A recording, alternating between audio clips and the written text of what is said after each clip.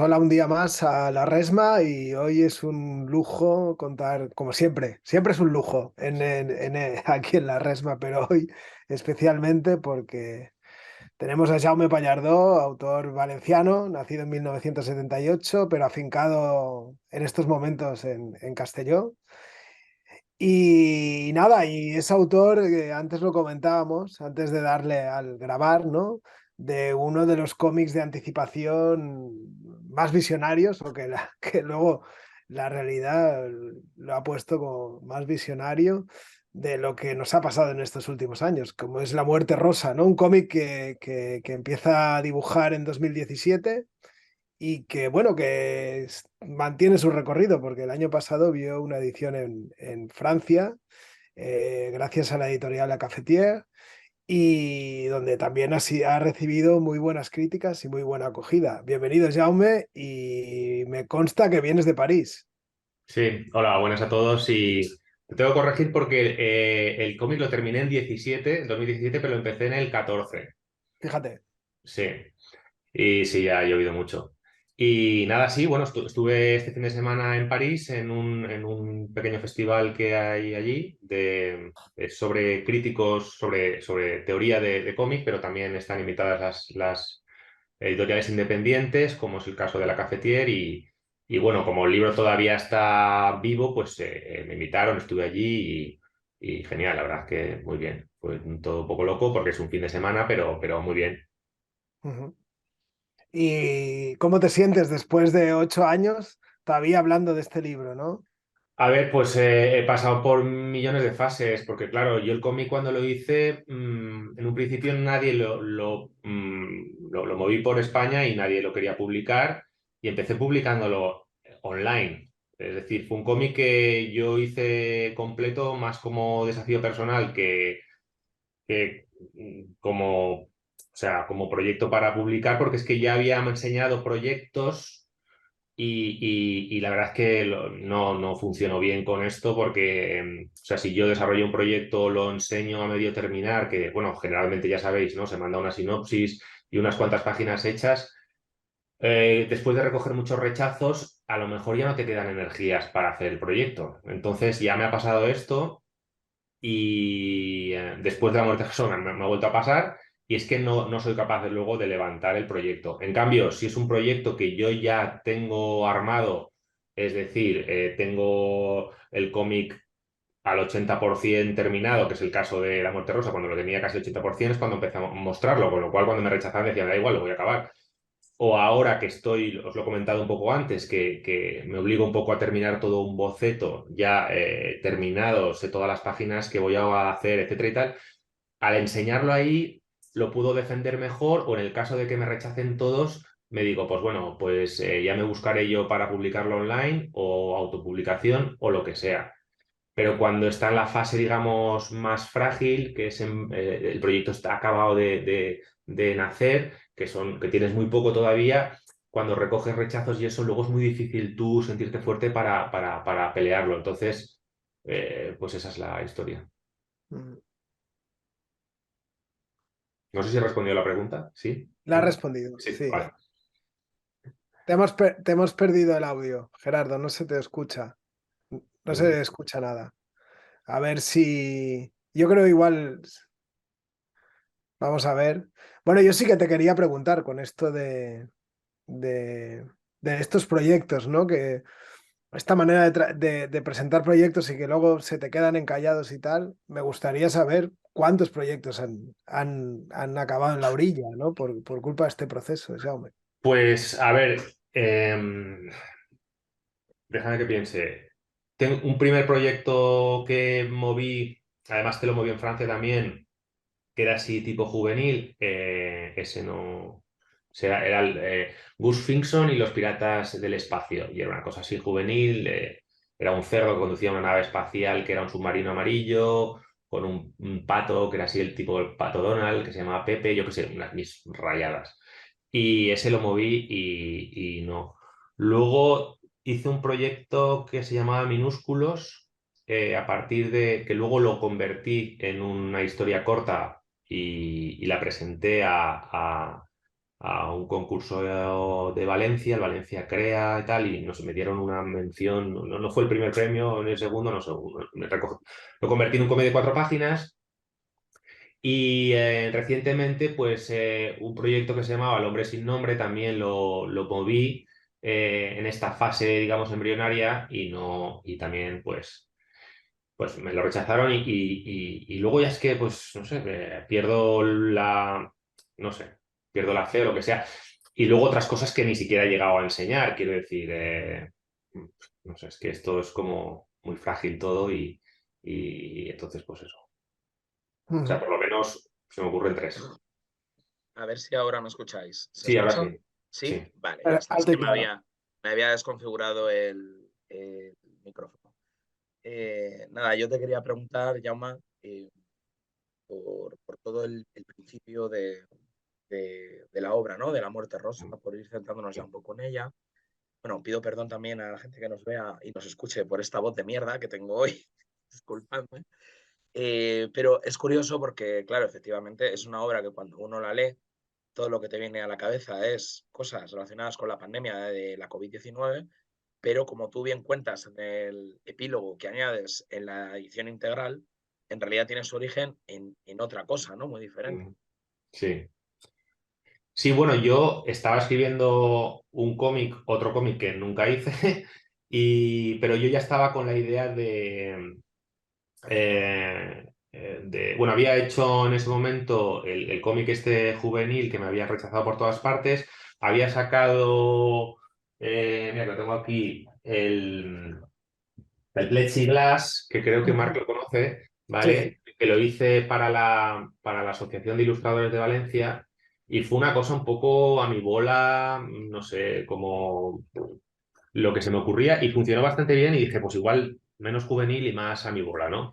Y entonces empecé a trabajar guiones en esa fase, pero ya estaba con la idea de hacerlo yo por mí mismo, aunque lo tuviese que autoeditar. También tengo que explicar que yo trabajo como profesor de instituto, con lo cual tengo, en cierto modo, la vida resuelta. Para mí esto no es...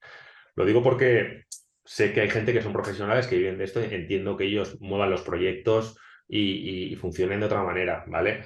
Pero yo como no estaba en esa situación bueno, pues estoy bien con mi trabajo y tal, y esto era pues mi hobby ya que casi es otra profesión, pues lo quise hacer a mi aire. Entonces, en ese momento estaba trabajando el guión este otro que os digo, pero pasó lo del contagio de ébola en España.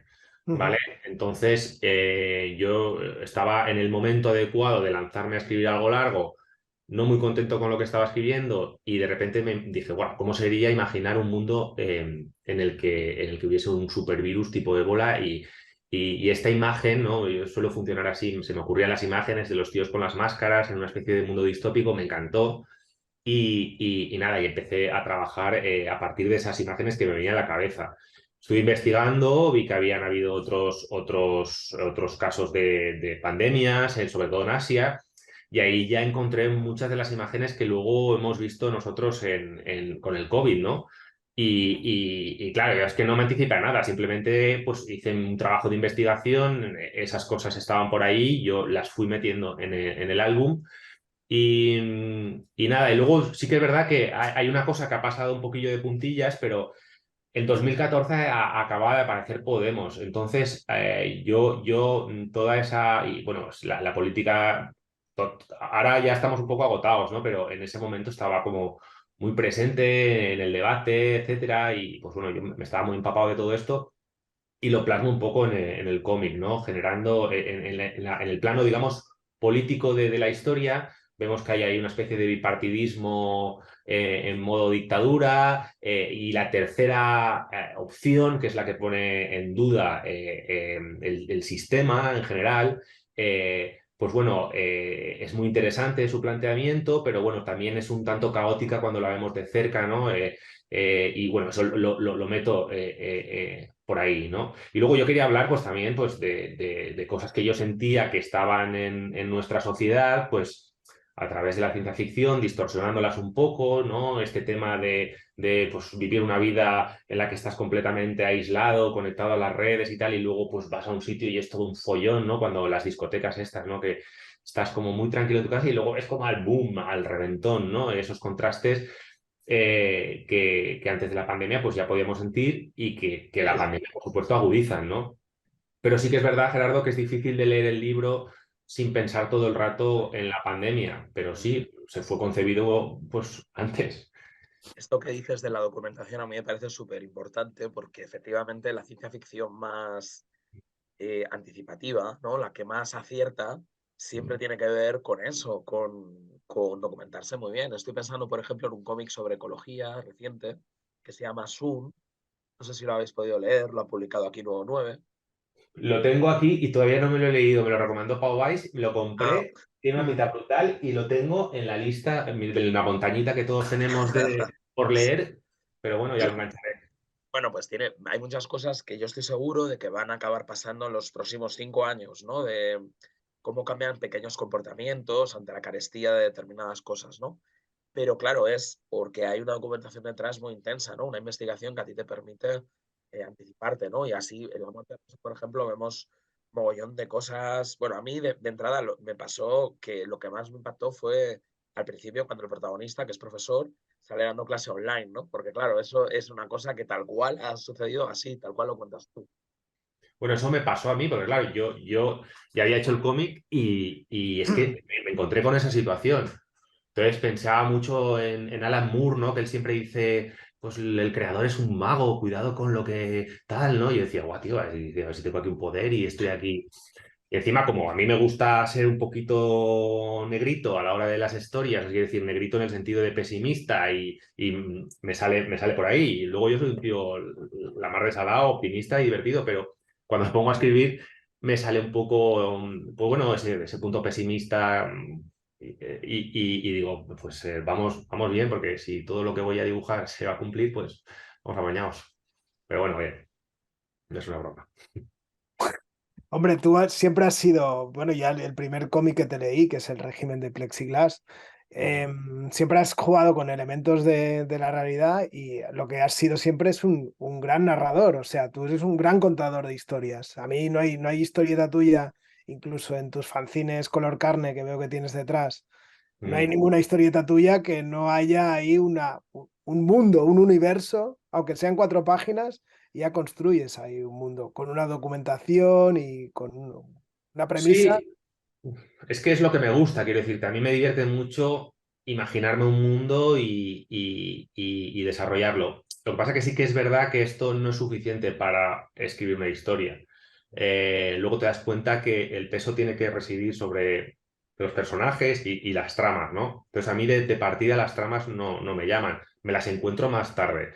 Pero a mí lo que me fascina, e incluso en cosas que leo o veo, etcétera, es cuando hay un universo generalmente sugerido, porque pues si lo desarrollas demasiado, al final al lector lo matas, ¿no?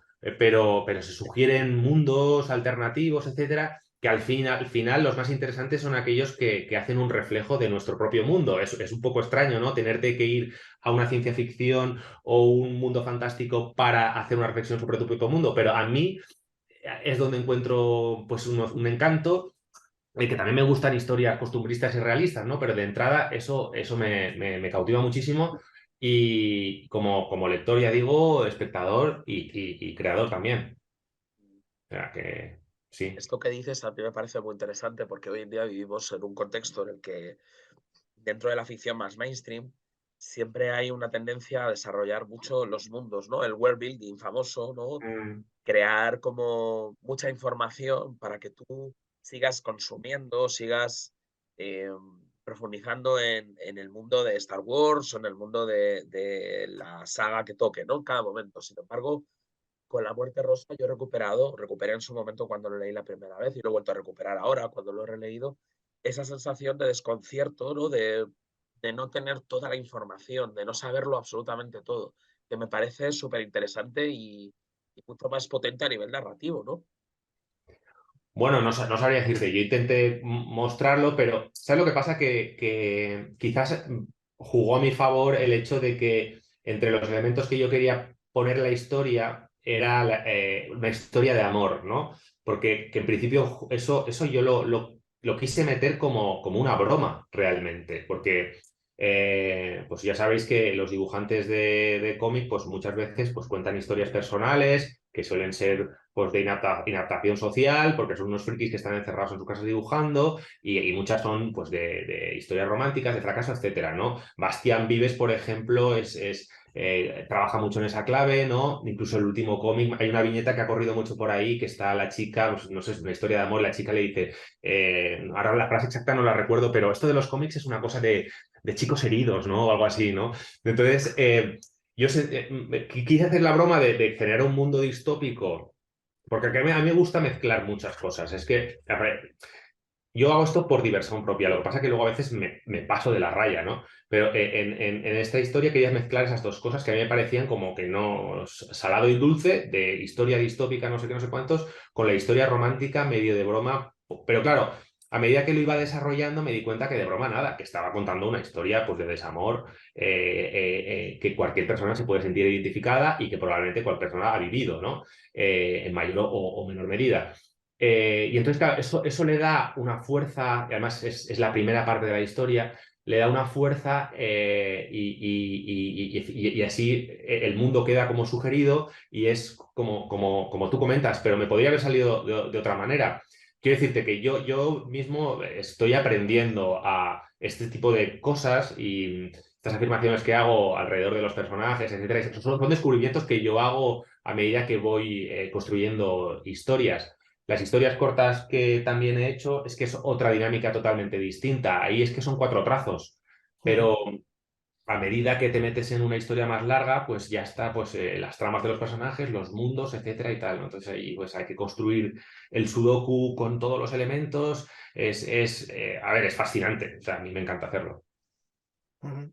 Bueno, hay todo un proceso de engranaje muy bien armado en La Muerte Rosa, que son esos pasajes sin texto, Mm, en los que vamos descubriendo el mundo, que son esos paseos por estos paisajes con el traje, o mm, incluso el final, ¿no? Ese final sin palabras, que mm, es bastante, lo estoy diciendo de memoria, pero recuerdo que me impactó bastante, ¿no? Todos esos pasajes mudos en los mm. que andamos con el protagonista o andamos por ese entorno y que bueno, que ahí es donde descubres, ¿no? Donde te metes en ese universo y quieres saber más de ello, ¿no? Y que es lo que comentaba antes Gerardo, esa fascinación por algo que no está del todo contado, sino que está sugerido y que tú te Pues, adentras, no sé. eso también, en cierto modo, es un hallazgo porque, o sea, cuando yo me empecé La Muerte Rosa, o sea, realmente lo encaro con cada trabajo que hago. Para mí me tengo que decir a mí mismo que es un ejercicio, ¿sabes? Porque si no, no se me hace, no sé, es como el truco que yo utilizo para no machacarme demasiado, porque si no, no acabo las cosas y le doy mi vuelta. Entonces, digo, bueno, es un ejercicio. Entonces, me doy una serie de parámetros limitantes, ¿no? Ahora no me sale la palabra en castellano, en francés es contrainte, pero bueno, es como unas limitaciones. Y en Ujú. este caso yo no quería utilizar la voz en off y no se utiliza en ningún momento porque a mí no me, o sea, a mí no me gusta utilizar la voz en off como una ayuda de 5 minutos más tarde, al día siguiente. No me gusta utilizarla, es decir, si voy a meter la voz en off, ya me meto con todo, ¿sabes? Y ya es una voz en off que participa en el relato pues aportando un punto de vista, una historia más, o sea, más poderosa, ¿no? Entonces, como era o una cosa o la otra, y a mí me llama mucho meter la voz en off en potencia, que de hecho es lo que estoy haciendo ahora ya. Quería demostrarme en cierto modo a mí mismo que podía hacer el cómic sin utilizar la voz en off. Entonces, claro, utilizar la voz en off en un mundo que es una distopía, de un mundo que no existe, etcétera, claro, tú tienes que explicarlo. Entonces, la única manera que tenía era mostrándolo con imágenes. Pero eso a la vez genera un ritmo muy lento. Todo eso fue generándose, construyendo, obligándome a mí a mostrar las cosas y a ir con calma y ir poco a poco construyendo todo este universo visualmente. A veces hay cosas que se dicen en diálogos, pero tampoco quería poner toda la carga en el diálogo. Entonces, Y luego me encantaba jugar con esas... sí, bueno, son juegos ya dentro de la aventura creativa de decir, bueno, pues ahora vamos a correr unas cuantas páginas sin que no pase nada y tal. Y contribuye pues eso, a sugerir, lo que decía Renato, sugerir ese mundo que no ves del todo, pero bueno, te lo imaginas, ¿no? Dentro de esa manera que tienes de imaginarte el mundo, a mí me gustó mucho desde el principio, desde la primera lectura, cómo construyes la psicología de los personajes e incluso su sociología, ¿no? La manera en la que se desarrollan las relaciones humanas.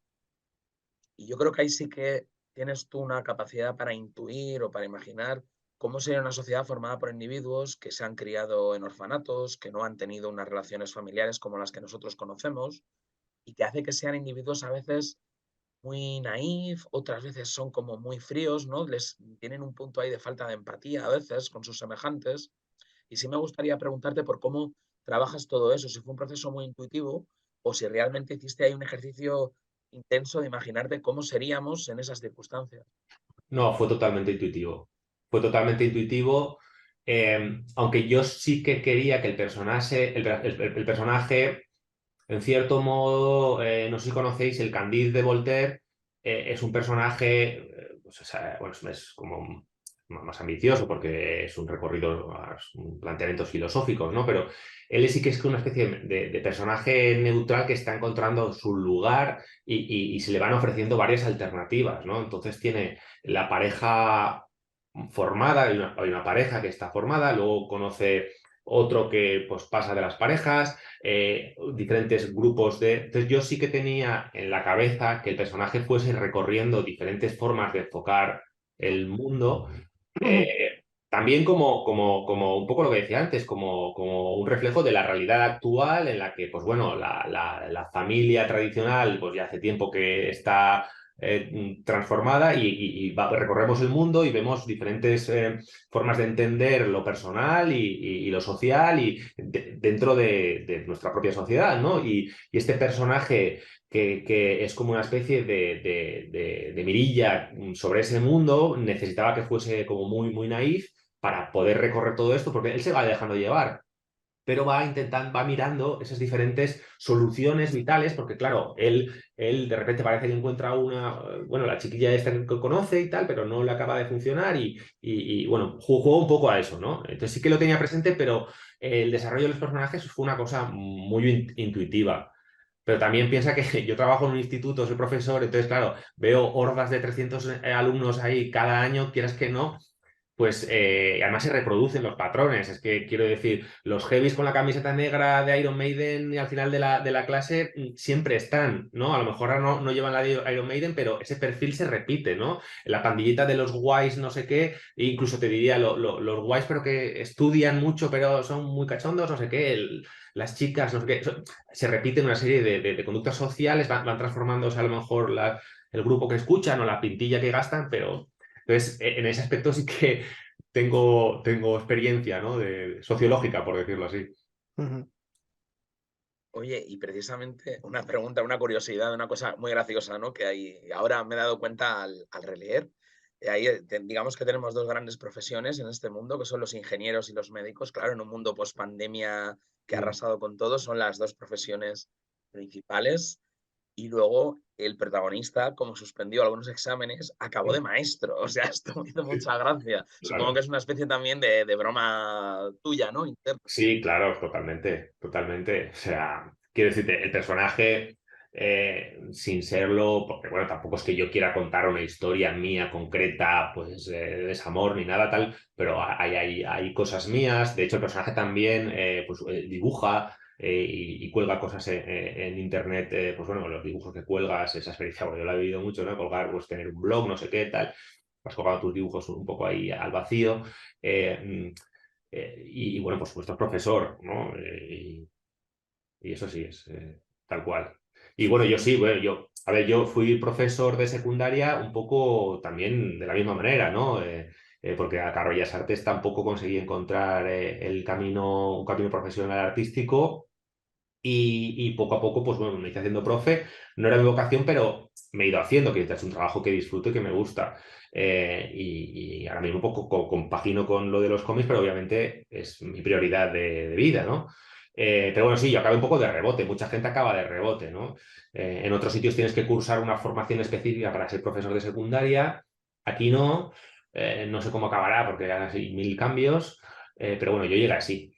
Y creo que estar también en un ámbito, pues bueno, de ilustración y de cómic, a mí me hace mejor profesor, ¿sabes? Me enriquece de cara a los alumnos cuando pues a veces encuentro chavales que tienen potencial o que les gusta el cómic, etcétera.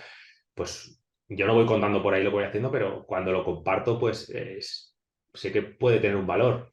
Que lo de dar clase nunca sabes. Sembras y lo que crece no lo ves muchas veces. Entonces, pues eso. ¿Cuántos años llevas de profe, Pau? Dame. Pues este año hago 18 años. 18 Vale. años dando clase. O sea, toda tu carrera como dibujante la has desarrollado compaginando. O Sí, sea, bueno, incluso antes, lo de los cómics me puse en serio más tarde. O sea, con los cómics me puse, en serio, hará 12, 14 años. Realmente cuando aprobé las oposiciones. Cuando aprobé las oposiciones, pues yo fui interino un tiempo, pues digamos que tuve 2 años con las oposiciones y generé un sistema un entendimiento del mundo, ¿no? En el cual yo tenía que ser un permanente opositor, ¿no? Y dije, esto no lo voy a sacar a la primera, esto tengo que convertirme en un opositor que pues destina una serie de horas al día de trabajo para la oposición, ¿no? Entonces hay días buenos, hay días malos, pero tú te sientas todos los días y rascas un poco, ¿no? Y una vez terminó eso, yo ya estaba con la idea de volver a los cómics y ese modo de trabajo pues lo transporté a los cómics. Entonces yo pues voy haciendo mis horas libres, además es mucho más divertido con la posición, obviamente. Pero bueno, en cierto modo transformé esa manera de trabajar.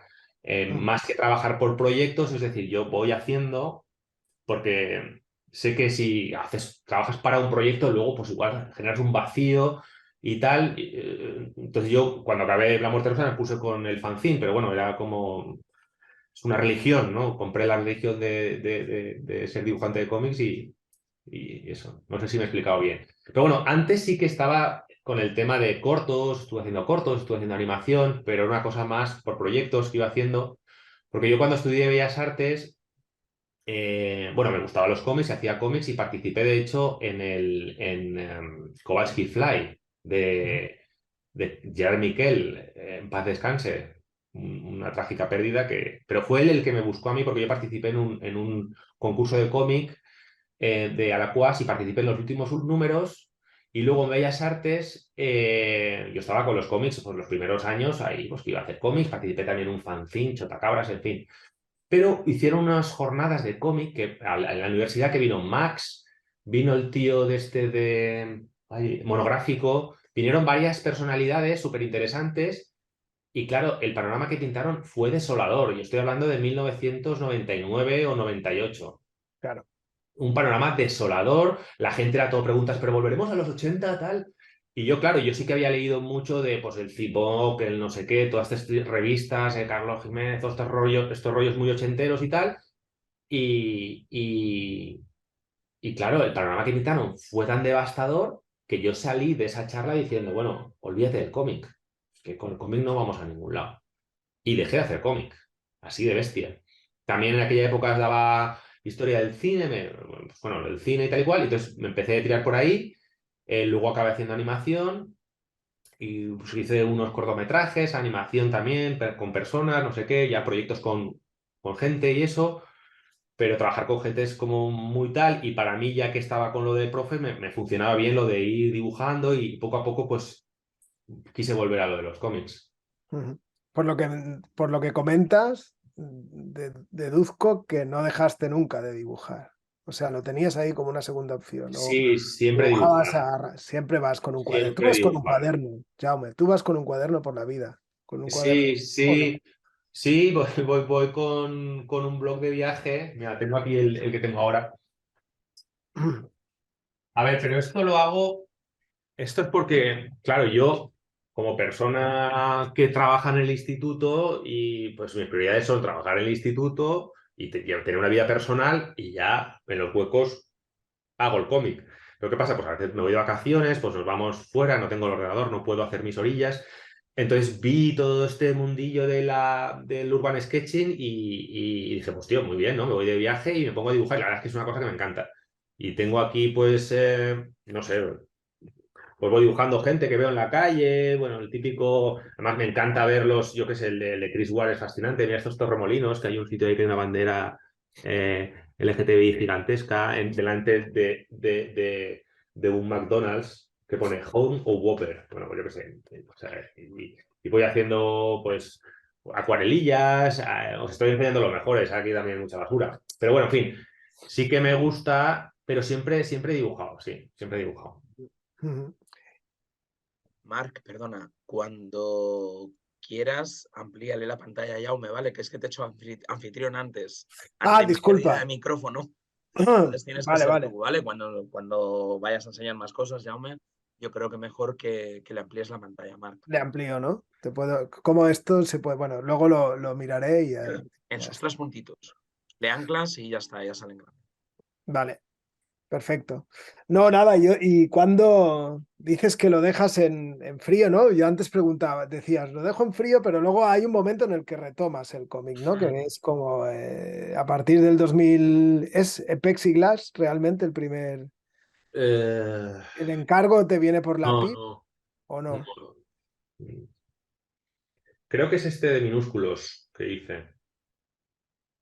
No sabría decirte. O sea, a ver, lo de las historias cortas me vino después. Yo ya tiraba historia larga porque yo soy muy rollero. O sea, a mí me da, como estáis comprobando. Entonces, me pongo y entonces quiero contar muchas cosas. Y entonces creo que empecé ya con minúsculos. Tuve muchos problemas para meter los dibujos en las viñetas. Realmente no tiene nada que ver dibujar a tu bola y luego hacer un cómic. O sea, hay ahí una labor de tratar de que las cosas encajen dentro de las viñetas. Recuerdo sufrir con eso.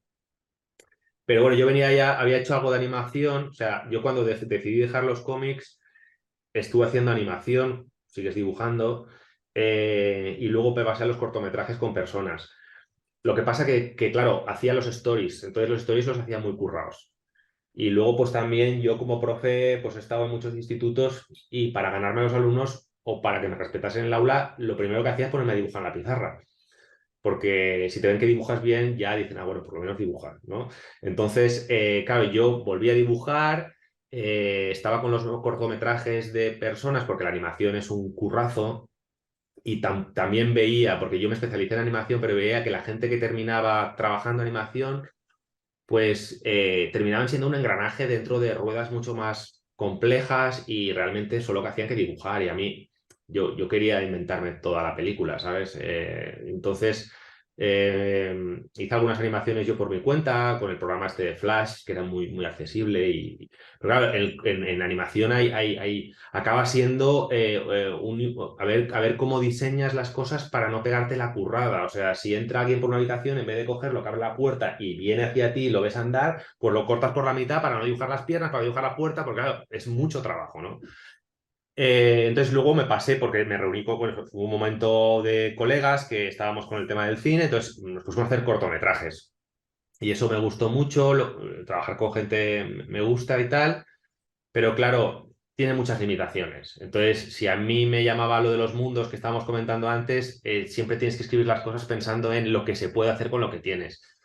Y entonces, pues eso, dibujando los stories, dibujando en el instituto y tal, pues yo poco a poco dije, chico, pues vamos a intentar hacer historias. Y creo que la primera que intenté fue Minúsculos, que es una historia que es absolutamente imposible de llevar a una película, a menos que tengas muchos medios. Es decir, son dos personas que son una pareja, que son minúsculos y tienen que sobrevivir por ahí y tal. Y eso. No sé. Pero yo me refería Sí, a perdona. si algún festival de autoedición, alguna movida, algo que tú vieras, hostia, yo me puedo autoeditar, yo puedo tirar millas, o Bueno, fue a ver, nada sí en los que, blogs, o no sé a cuál ver, fue. yo creo que es. más que nada encontrar un formato en el que yo me sentía cómodo como creador, ¿sabes? Porque los cortos, pues bueno, necesitaba reunir a la gente, no sé qué, tal y cual. Yo, en cambio, con los cómics puedo, es lo que decía antes, puedo estar todos los días ahí, dependiendo de mí mismo, haciendo esto, ¿no? Entonces, yo siempre he tenido la necesidad de inventarme historias y sacarlas.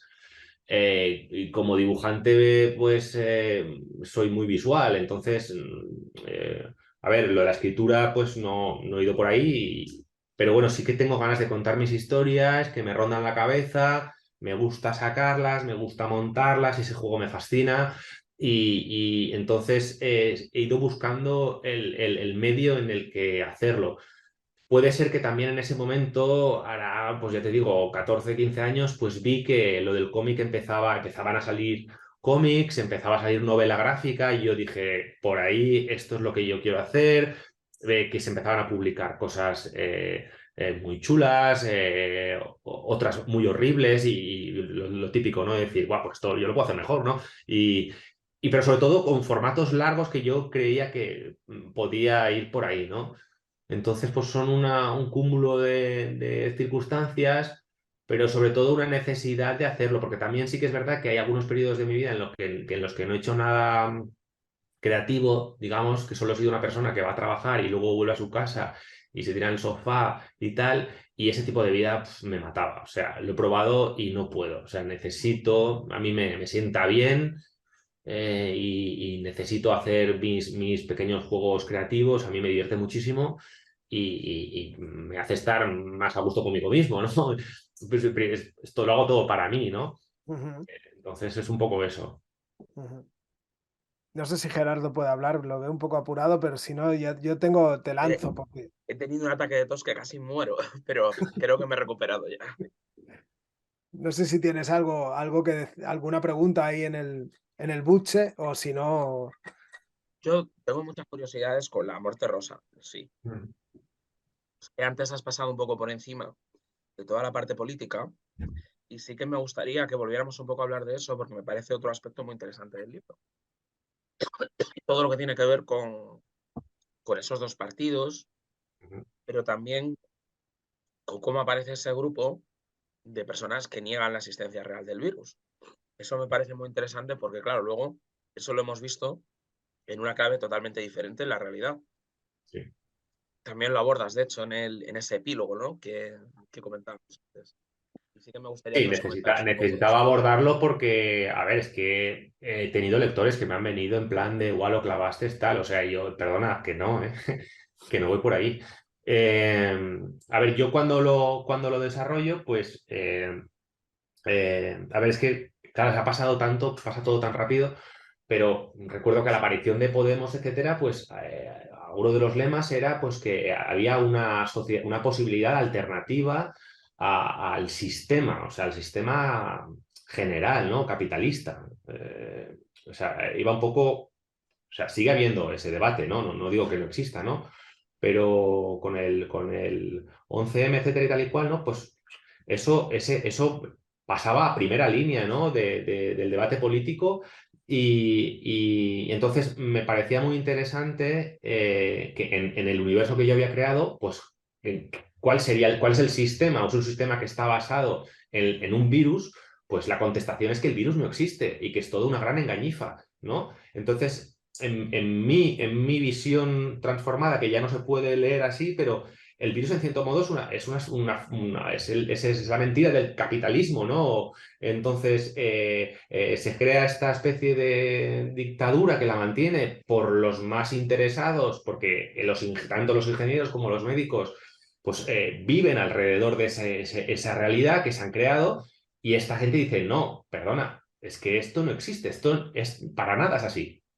Y, y entonces, claro, está muy bien planteado, pero claro, una vez pones el foco en cuál es la alternativa, pues tampoco lo acabas de ver claro, ¿no? O sea, una alternativa me refiero práctica, concreta.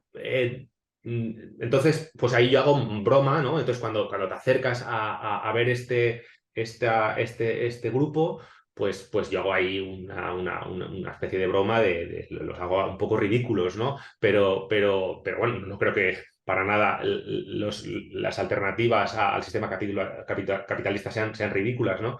Pero bueno, yo hago ese juego ahí.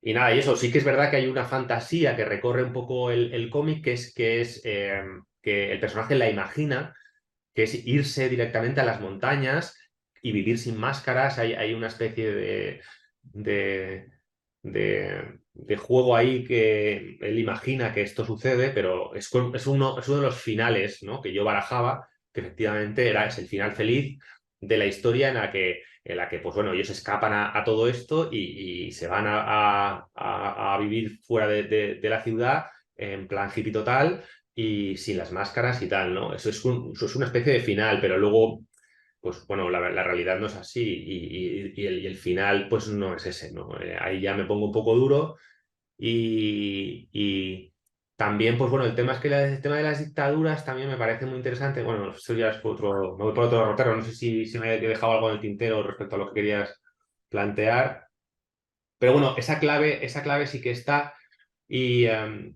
luego, por ejemplo, todo el tema de que ellos sean huérfanos, los que son huérfanos y los que no son huérfanos, es decir, eso es como también o sea, aquellas personas que tienen padres, padrinos, o sea, vivimos en una sociedad en la que esto marca mucho los caminos de las personas, entonces hay gente pues que no los tiene y que recorre su vida sin esos padrinos y es un tipo de existencia diferente de la gente que tiene padres, o sea, que tiene padrinos, que tiene, pues bueno, o sea, quiero decirte, no sé, es así. Y esto lo plasmo.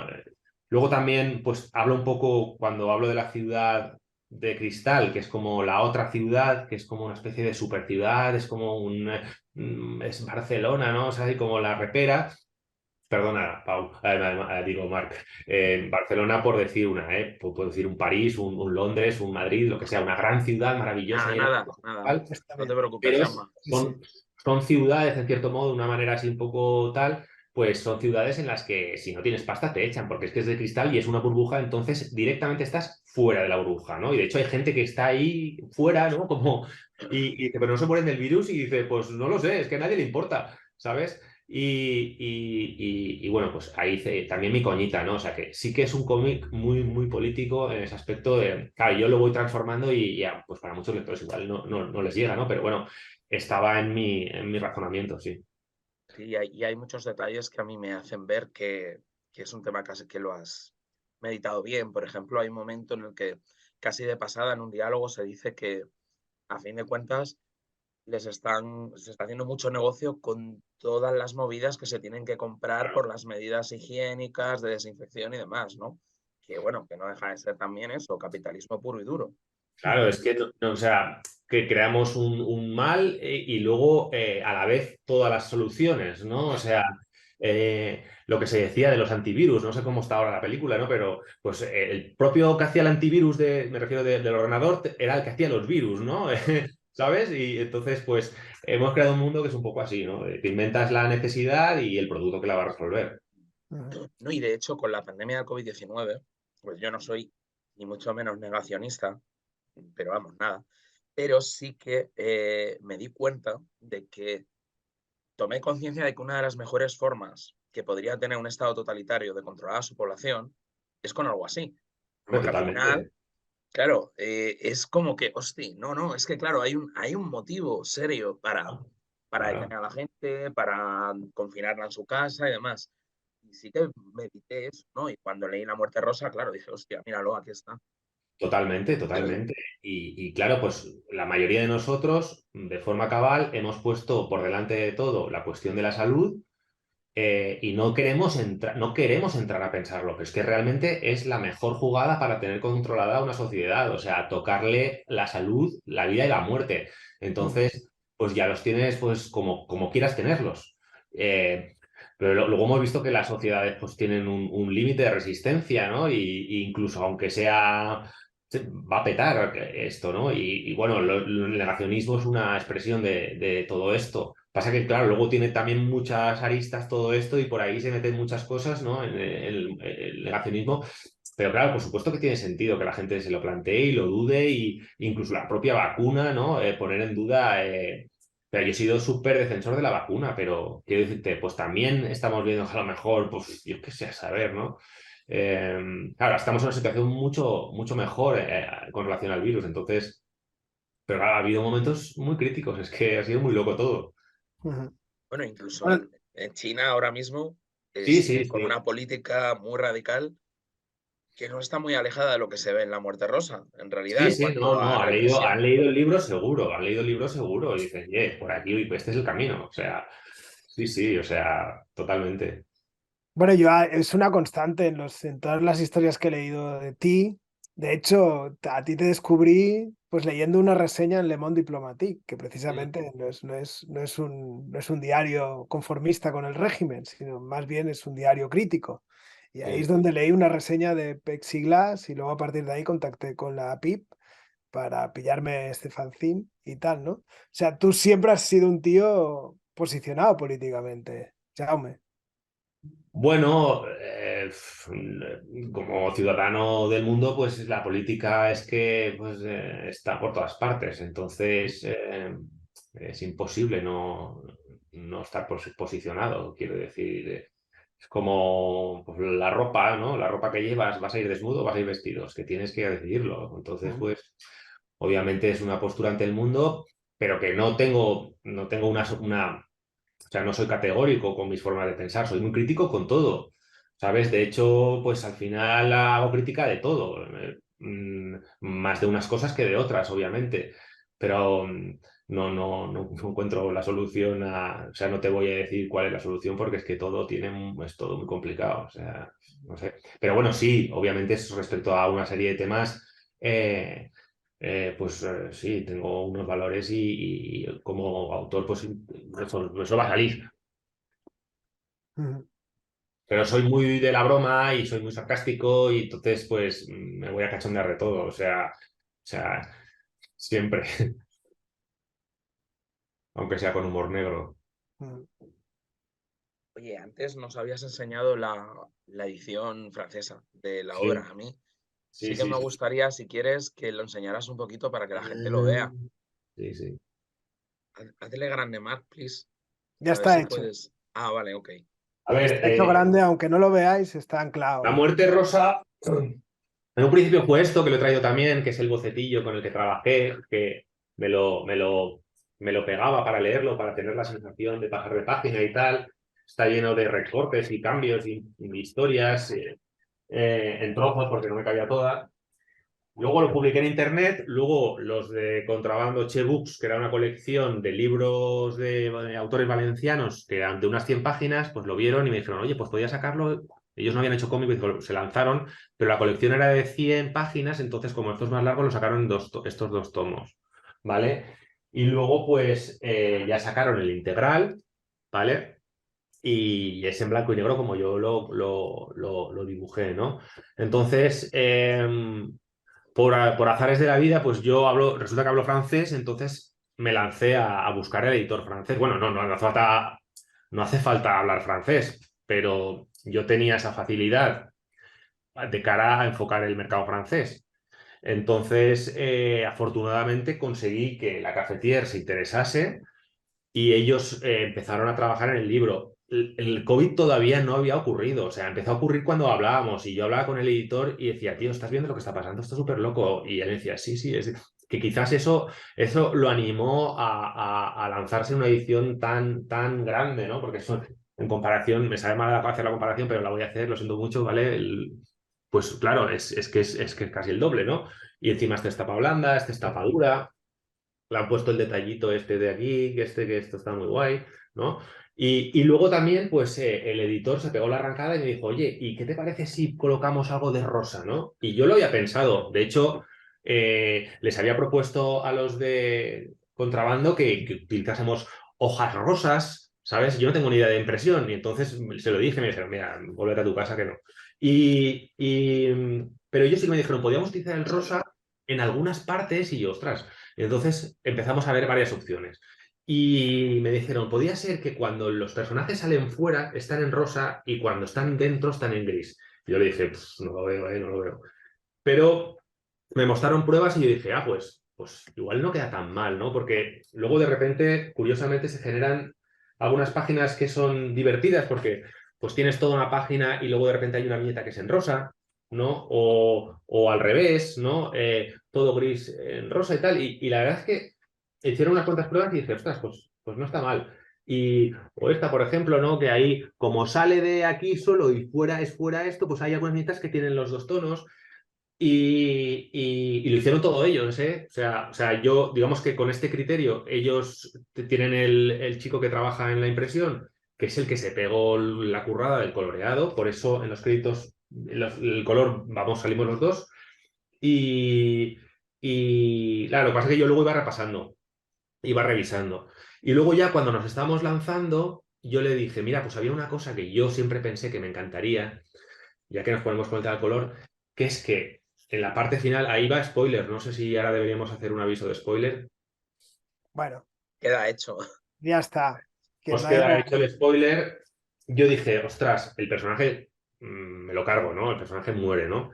Entonces es un momento que yo trato de preparar muy bien, porque claro, es como muy brusco, porque ahí hay un giro de tono importante respecto a lo que hemos estado viendo, cuando aparece la policía y tal, el personaje, pues se lo llevan. Ahí estuve. Es un tema que también he hablado mucho con algunos amigos, sobre todo con mi amigo Dani. Hemos hablado mucho a veces de la tortura, las dictaduras estas, sobre todo pensaba en Chile y Argentina y sitios así, donde la gente desaparecía, solo tenía como en el fondo de la cabeza y, y claro, es que no sabemos qué pasó ahí muchas veces, ¿no? Entonces, pues yo cuento una posible historia de cómo se funden a uno que tampoco te queda muy claro, que con eso también juego, pero ¿qué es lo que hizo mal? Pues no está claro. O sea, ¿fue porque se reunió con los otros? ¿Fue porque estuvo en el tráfico de tal? No se sabe. En un sistema así no se sabe ni importa. O sea, simplemente has estado en un espacio o el gobierno hace limpieza o no se sabe qué, pero te funden. Entonces ahí lo meten en el crematorio este y entonces, claro, el personaje muere, ¿no? Y entonces hay un momento en el que le dije, podíamos poner, porque él mira a través de la chimenea del crematorio y se ve el cielo. Y dije, hostia, este cielo lo podíamos hacer en azul, ¿no? Porque digo, o sea, cuando vas a morirte, los minutos antes de morirte, tu visión del mundo no es la misma. Tú el mundo lo ves de otra manera. Lo ves como un chiste que termina, seguramente, o, no sé, tienes una visión totalmente distinta que es difícil de saber. Y dije, pues lo podemos representar utilizando. Y esta imagen la tenía en la cabeza y se lo dije y lo hicieron. Lo que pasa es que lo entendieron mal y colorearon toda la parte. A partir de entonces metieron todo colores ya. Y yo le dije, no, solo esto. ¿Sabes? Aquí las siguientes páginas eran en colores, hay árboles y en verde y tal. Y dije, no, tío, esto no es el rollo. Y luego la verdad es que queda una imagen muy chula porque además el agujero de la chimenea, que él ve, no sé si entiendes, él mira el agujero de la chimenea hacia arriba y está en azul, pero la imagen parece como el mundo, parece como la Tierra, ¿no? Y es una imagen que no sé quién me lo dijo y dije, ostras, pues la verdad es que sí, qué guay. Y no sé, son encuentros que haces porque pues esto de hacer la creación, muchas de las cosas te las encuentras por el camino, no es en plan ahí que eres controlado, lo controlas todo, ¿no? Muchas cosas se van apareciendo y tú mismo te sorprendes de lo que va pasando. Y entonces, pues, súper contento con el resultado. Y luego ellos, pues, también tienen un agente de prensa, lo han movido mucho, no sé qué, tal y que cual. Allí hay un mogollón de prensa especializada que se lanzaron encima del cómic, porque además tenía el gancho de hablar del tema de la pandemia y no sé qué, que eso la verdad tengo que reconocer que me ha venido muy bien, ¿sabes? Para hacer promoción, ¿no? Es el cómic que se anticipa para la COVID, no sé qué. Pues eso. En ese sentido, no sé si, claro, aquí en España apareció antes.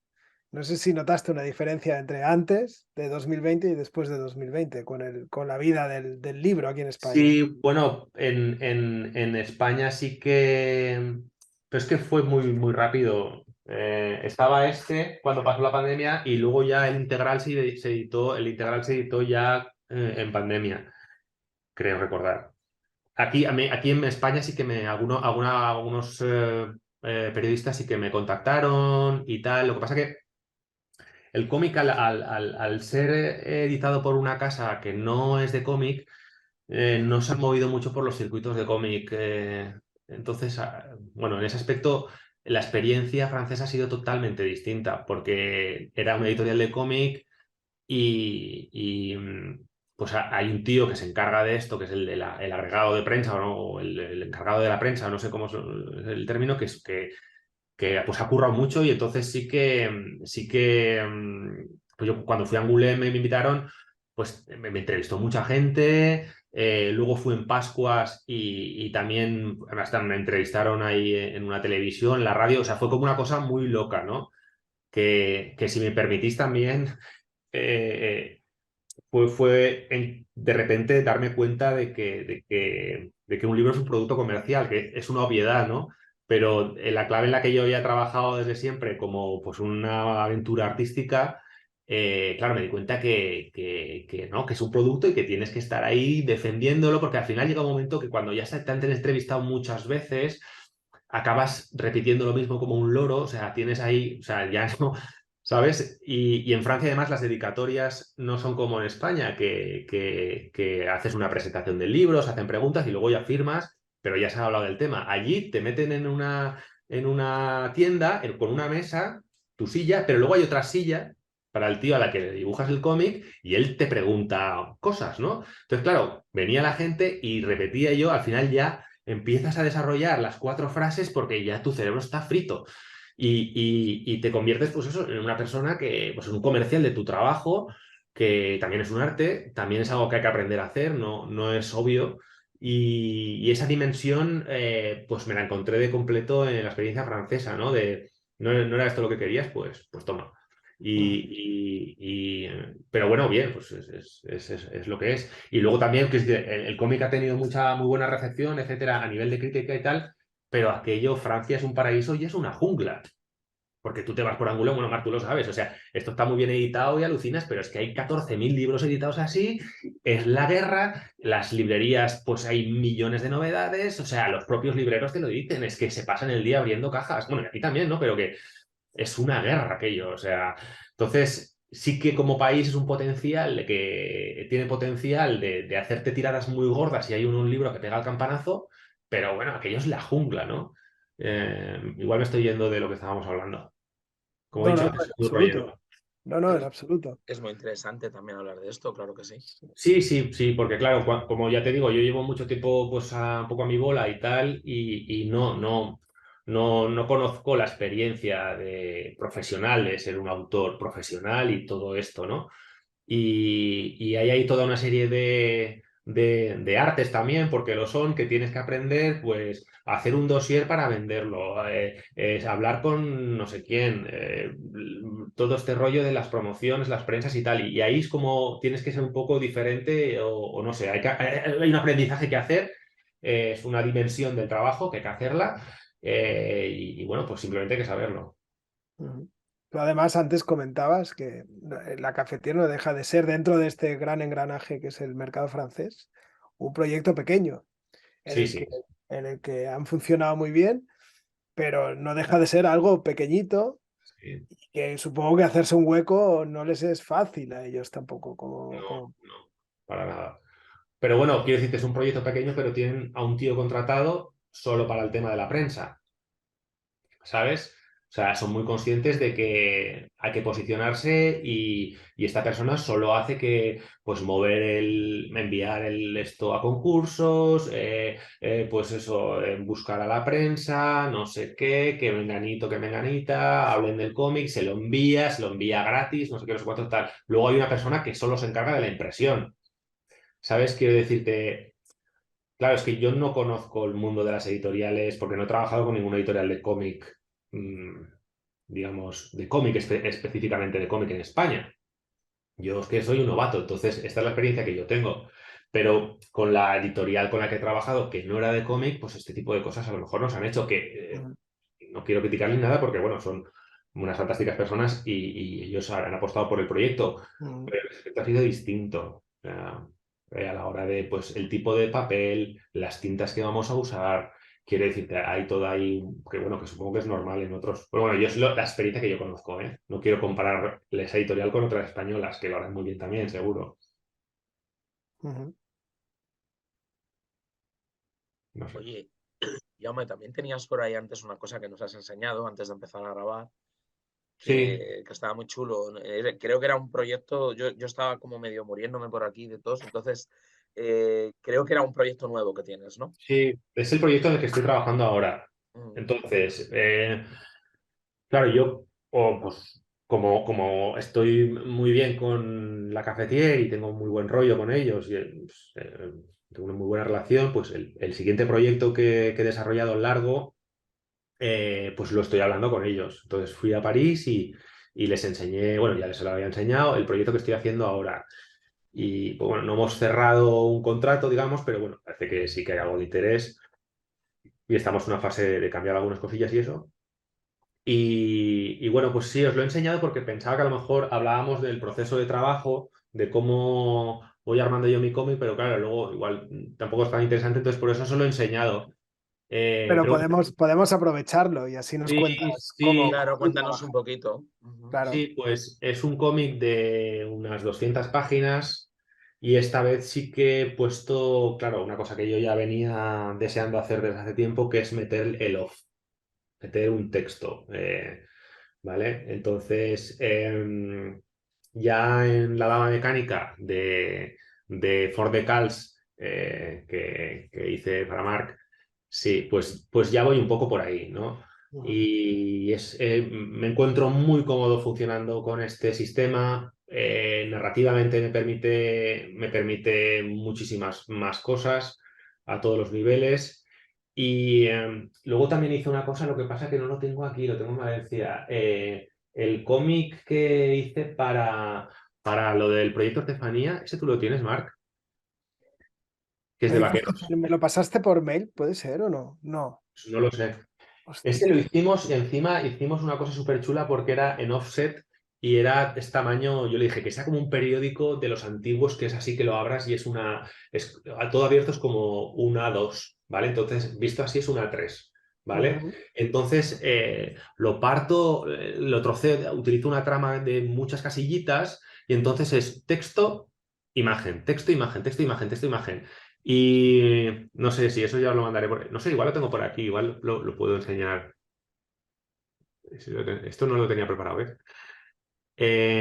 Y bueno, ahí ya sí que le meto muchísimo, muchísimo rollo o sea, meto mucho texto.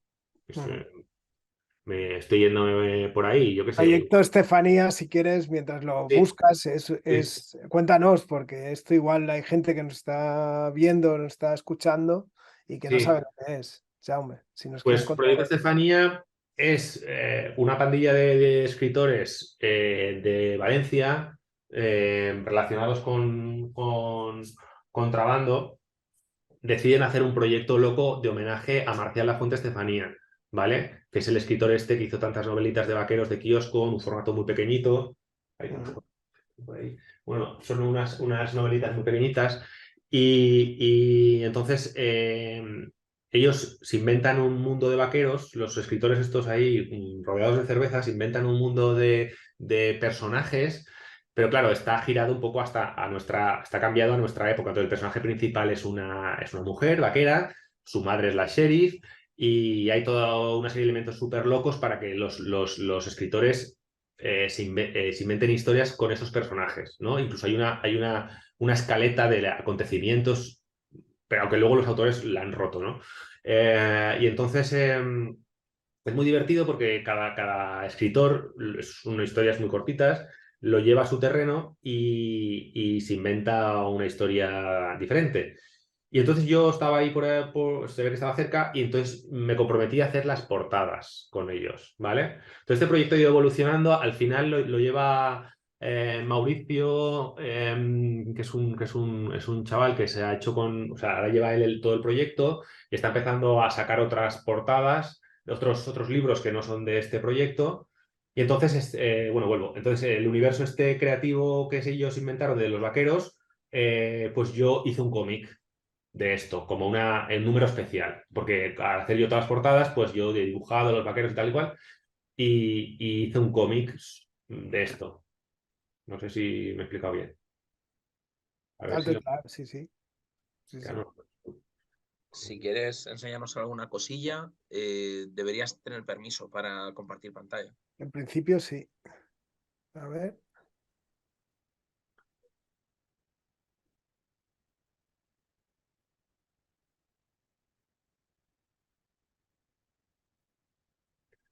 Vale.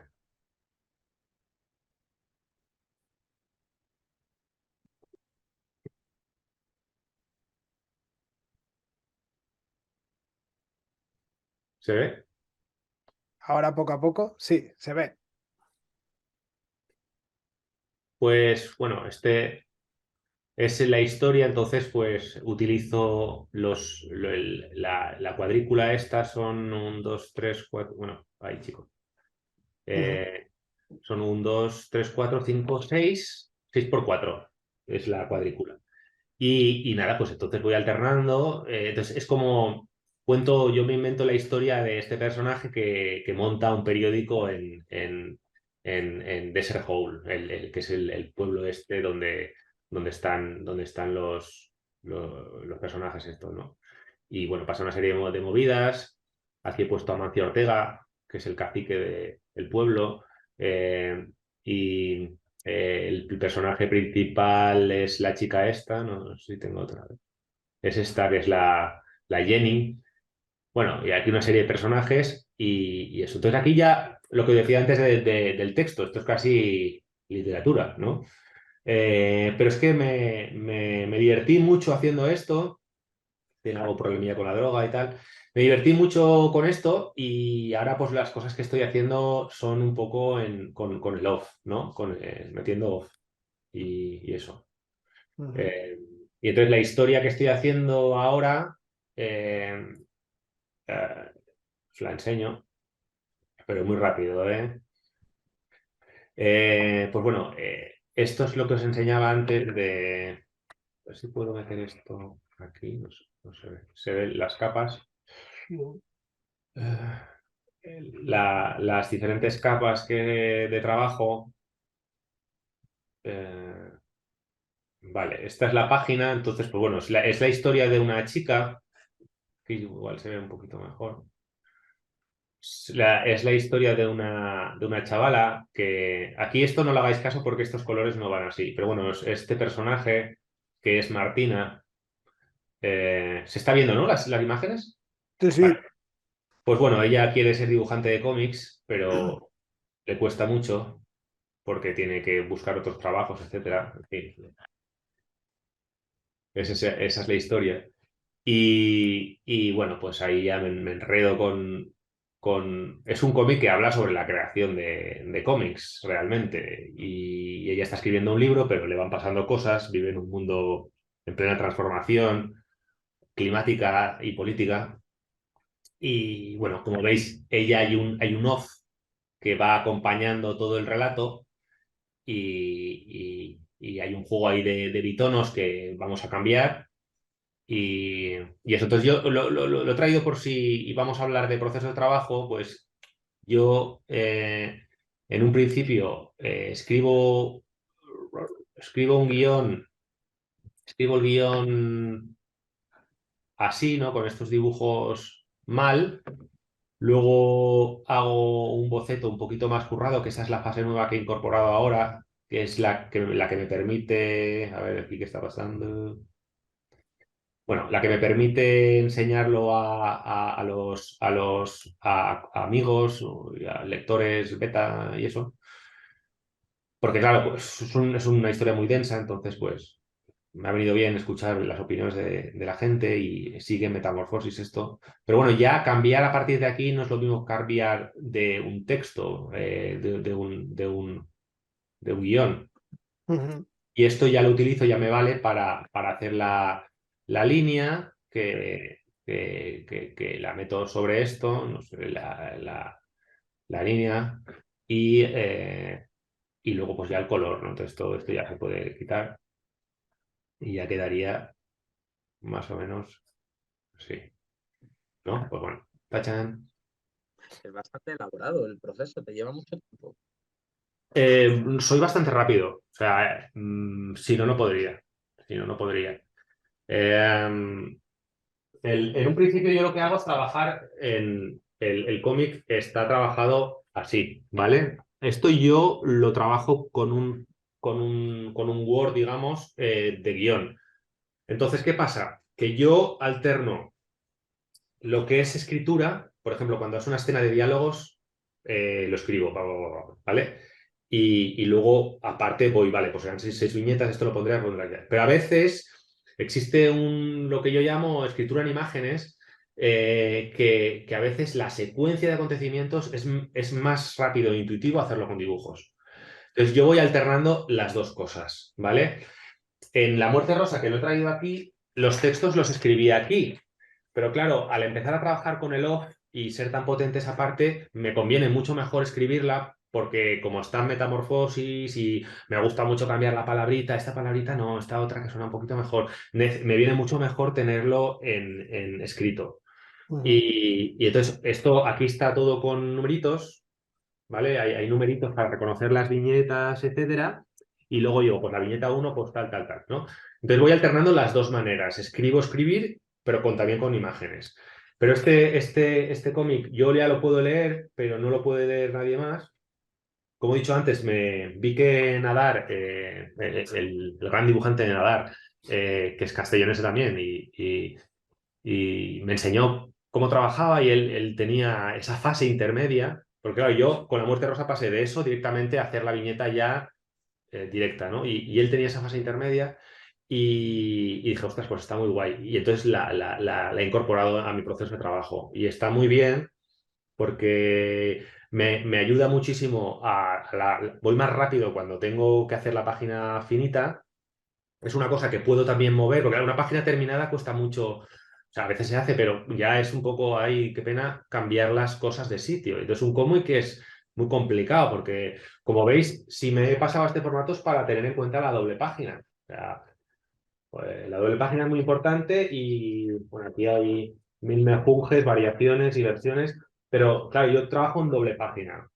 Entonces, pues eso, este formato me viene muy bien lo que me está diciendo. Pero bueno, eso. Mm, no sé qué estaba diciendo. Se me ha ido el salto al cielo.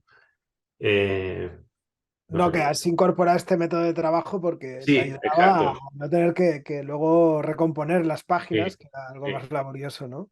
Está Sí, muy yo aquí ya hago muchos cambios, pero eh, este proceso pues me permite hacer cambios todavía, pero ya es a medio camino entre el acabado, ¿no? claro. Eh, Luego también hay un tema de gestión de la energía, ¿no? Que para mí es muy importante, porque yo soy un poco obsesivo del tiempo. O sea, yo me cuento las horas yo me cuento las horas de trabajo, ¿vale? Porque en fin, yo me lo guiso, yo me lo como, eso me permite tener una referencia de si estoy trabajando más, trabajando menos, ¿no? Y entonces esas horas, pues no es lo mismo escribir que dibujar. Entonces, dibujar yo lo puedo hacer en cualquier circunstancia, ¿no? Con música de fondo, con resaca, habiendo dormido poco o con una película de fondo, no puedo hacerlo, pero escribir no. Entonces, yo la semana me la organizo en una serie de bloques que tengo que puedo trabajar y entonces pues hay horas que puedo dedicar a la escritura, otras que puedo dibujar a dibujar y escribir puedo hacer una hora o dos seguidas, pero luego ya paro porque ya no. Entonces, estas fases intermedias me permiten ir alternando, ¿no? De decir, pues mientras estaba escribiendo esto, a lo mejor no estaba terminado, pero algunas ya digo, bueno, estas ya las voy pasando. Entonces, no es trabajo final, pero yo en el día a día voy alternando de manera que me sea cómodo, sostenible, ¿no? Para mi cabeza, avanzar y progresar sin quemarme, ¿no? Porque si estoy todo el rato escribiendo y todo el rato tal que es como dice La Muerte Rosa, pues es una manera de funcionar que está bien, pero creo que esta es más eficaz, es más compatible con una vida que no es de dedicación al cómic, que es también con otras cosas, ¿no? Entonces, yo estoy muy obsesionado en hacerlo, pues eso, un modo de vida sostenible, compatible con otras cosas, porque es que el cómic te puede quemar muchísimo. Es un trabajo muy duro. Entonces, pues yo he trabajado mucho en esto, en las energías que tengo y que destino para una de las cosas, ir como alternándolo en una especie de rotación así como si fuese un campo y de momento me funciona. Y eso, y me mido las horas que dedico a una cosa y a la otra y voy viendo si, a ver, pues, pero yo, por ejemplo, me lo puedo decir porque lo tengo medido, o sea, yo trato de trabajar unas 12 horas de cómic a la semana, ¿vale? A veces son 14, a veces son 8, porque como profesor de instituto, pues a veces tengo picos de trabajo de lo que sea y a veces son 6 horas. Que no es que luego yo vaya a recuperarlas porque tengo que hacer 12, pero me mantiene un poco una referencia. Luego también hago un cómputo, lo tengo todo en un Excel, o sea, es una cosa de enfermo total, ¿eh? Lo tengo en un Excel y entonces puedo comparar lo que he hecho un mes con el mes anterior del año anterior, pues ya llevo 3 meses haciendo, 3 años haciendo esto, y entonces pues yo ya voy viendo, pues no sé, yo ya sé, por ejemplo, que septiembre, junio y diciembre son unos meses muy malos, porque generalmente pues pasan cosas entonces yo ya sé que si trabajo menos, pues no me, no me flagelo tanto, o en verano puedo hacer un poco más, o intento que el verano sea una época, pero claro, también te vas de viaje, lo que sea, entonces intento, no es que me esté yo ahí, me debo 3 horas y tal y cual, no trabajo así, pero me hace, en realidad es como una gamificación de las horas de trabajo y compito conmigo mismo y ese tipo de tonterías, que a mí me es útil, no quiero decir que sea, bueno, supongo que hay muchas maneras de trabajar, pero a mí me funciona. Pues ya para ir acabando, yo te quería preguntar si tienes fecha para el lanzamiento de ese nuevo cómic que nos has enseñado y si hay planes para publicarlo en España en algún momento. Eh, no tengo fecha, ¿vale? Eh, ya te digo que estuve hablando con el editor y vamos a cambiar algunas cosas de guión, o sea que todavía hay mucha faena, de color también. Y no hay fecha, no hay fecha. Yo calculo que este cómic, porque este cómic, como ya te digo, como lo tengo bocetado, y estoy ahora trabajando con Philip, que es el editor y que me lleva muy bien, pero y voy a modificar cosas porque creo que van a mejorar la historia. Pero llegará un momento en que si me sigue apretando, Dios no lo quiera, yo ya me diré, mira, Filip, esta historia no, me la quedo y yo ya. Entonces, en principio estoy con él y tal, pero yo me he hecho una estimación de que puedo terminarlo para principios de 2024. O sea, es decir, todo el año 23 voy a estar con esto. Y parte del 24. Principios del 24 lo habré acabado yo. Pero también luego Felipe es muy lento a la hora de sacar el libro, con lo cual yo no sé cuándo va a salir. Yo cuando trabajo con él, porque ahora el contrato que hice con él era de publicación en francés, pero ahora hemos hecho un nuevo contrato y le he cedido bueno, los poderes para que intente negociar ventas en otros idiomas, porque tiene también un agente, trabajan con un agente que tiene más libros, pero que va por festivales por allí como un pirata a ver si caza editores, ¿no? Como es un trabajo que yo no puedo hacer, pues le dije, va, pues venga, lo hacemos. Entonces, seguramente el contrato que hagamos sea ese, aunque yo siempre, él lo sabe, me voy a reservar los derechos de publicación en castellano y en catalán. Eso es una cosa que también está en el contrato que hicimos. Y entonces, pues una vez cierre las cosas con Philip, pues ya me buscaré la vida por aquí. Pero no, es un trabajo que no he hecho. Ujú. Eh, pero bueno, que quiero tener ese control esa publicación en los dos idiomas, en mis dos idiomas nativos. Ujú. Mm, Me queda una pregunta en el tintero, un tema que nos ha quedado por ahí, que lo veo ahí al fondo y le tengo que preguntar porque es el proyecto de Color Carne, ¿no? Que es un proyecto de fanzine con Cristian Pineda, Mm, bueno, sí, que es un proyecto muy, muy bonito, sí, que al perfecto. fin y al cabo ha inspirado mucho a For the Cals, Ah, también te lo digo. qué guay. Y no sé, claro, ahora tú has entrado, es curioso, o sea, es muy admirable lo que nos has contado porque tú has entrado en el mercado francés. Es un autor español que has entrado en el mercado francés por tu cuenta, Mm, con tu dominio del idioma, has entrado en Francia por tu sí, cuenta, sin ir a enseñar portafolios, o sea, sin ir a picar en el salón del cómic y tal, sino de una manera muy sutil, ¿no? Entiendo, a través de correo electrónico y tal, ¿no? sí, pero bueno, que antes de esto fui a Angoulême, fui al Salón del Cómic, todo eso lo he hecho, ¿eh? A ver, este yo la recorrido. suerte que tengo es que estudié en el liceo francés, ¿vale? Mis padres, pues bueno, hicieron esa jugada eh, que yo nunca le había sacado partido porque, claro, luego pues me he hecho profesor de instituto y no le he sacado ningún partido. Mis hermanos sí que el uso del francés a nivel profesional les sabía muy bien, pero yo decía esto.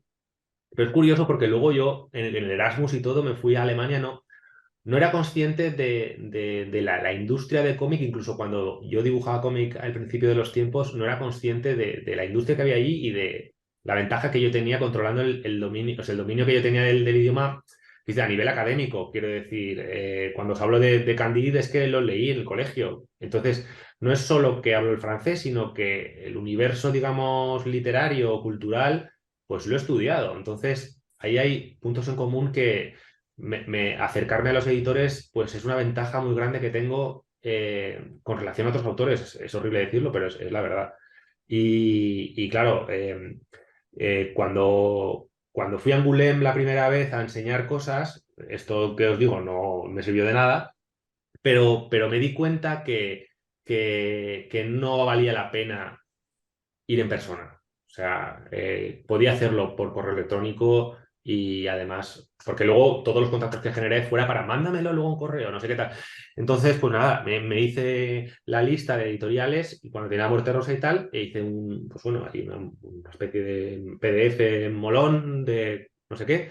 Y con fotos, claro, con fotos del cómic ya publicado en España, que eso también me daba un aval, ¿no? Y entonces hice un barrido de 56 editoriales y solo una me dijo que estaba interesada, que era la Cafetier. Y podía no haber sido eso así, o sea que realmente fue suerte. Y entonces consigo entrar en el mercado francés y claro, yo estoy muy cómodo hablando con Philippe y nos carteamos y tal, entonces, ¿sabes? Porque yo el idioma lo controlo bastante, entonces, no me acuerdo cuál era la pregunta, pero Yo sí. te quería preguntar si tenías algún otro proyecto de autoedición, si querrías seguir con esto de la autoedición. A, a ver, pues no lo sé. O sea, yo no descarto que el cómic este que estoy haciendo, si nadie lo va a hacer, pues lo autoedite y a lo mejor a través de Mauricio, que lleva Proyecto Estefanía, pues hacer algún tipo de coedición y que él lo mueva, porque el proyecto de Estefanía lo está moviendo él por librerías y tal, y lo hace muy bien. El problema yo que he tenido con la autoedición es la distribución. Es ahí donde yo he palmado, ¿sabes? Porque eh, el proceso de editarlo y tal es súper bonito, me encanta. Trabajar con otros autores ha sido una maravilla, ¿vale? Porque yo hice Color Carne porque La Muerte Rosa no tenía amigos que hiciesen cómic. Yo no lo hice a mi bola. Cuando conocí por casualidad a Cristian, pues lo hicimos juntos y gracias a esto pues empecé a conocer, a contactar y de ahí salen amistades que ahora mismo pues, para mí son súper importantes como Pau Weiss y César Sebastián, ¿no? Que hicimos una vez una conexión, son dos súper Exacto. colegas.